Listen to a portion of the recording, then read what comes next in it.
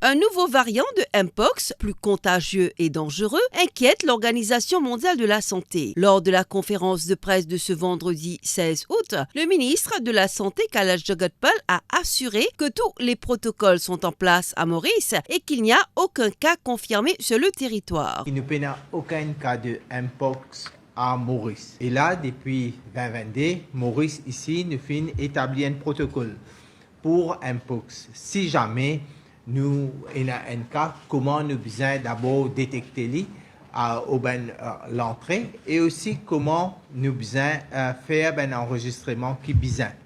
Ce protocole-là, il couvre tout un aspect.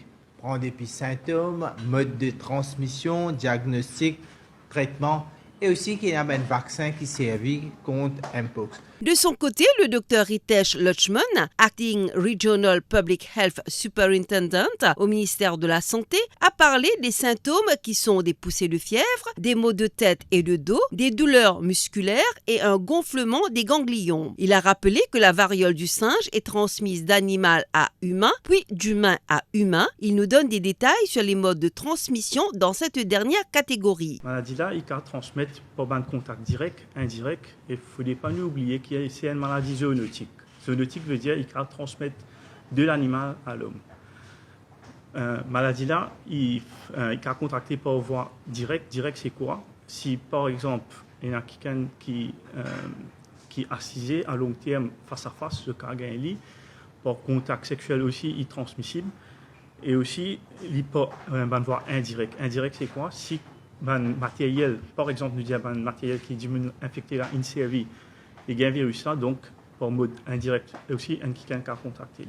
Le Dr Ritesh Lutchman ajoute que le dépistage se fait par un test PCR. Il nous parle aussi des traitements. Le traitement, il déroule pour un plutôt supportive care et bien isoler le patient là, qui d'après le protocole, chaque hôpital, il y a la salle qui est décrétée pour examiner le patient et pour admettre le patient aussi en isolement.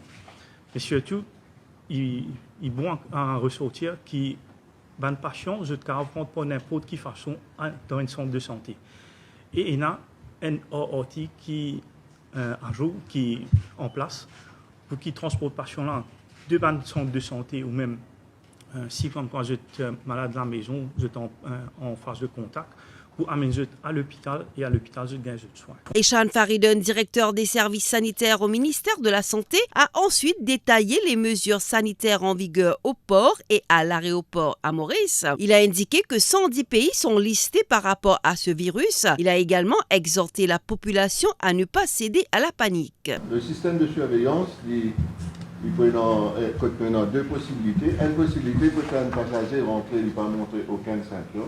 Donc, il peut être sous surveillance pendant 3 semaines. Et puis, si jamais nous recevons un passager, il rentre, il commence à montrer les symptômes de la maladie. Et là, je suis déjà au courant qu'il nous finit mettre un couloir isolé complètement pour traiter avec le patient, pour une évaluation médicale, pour une évaluation sanitaire et le plus vite possible pour donner le soin et puis pour retirer sa passager-là depuis l'aéroport.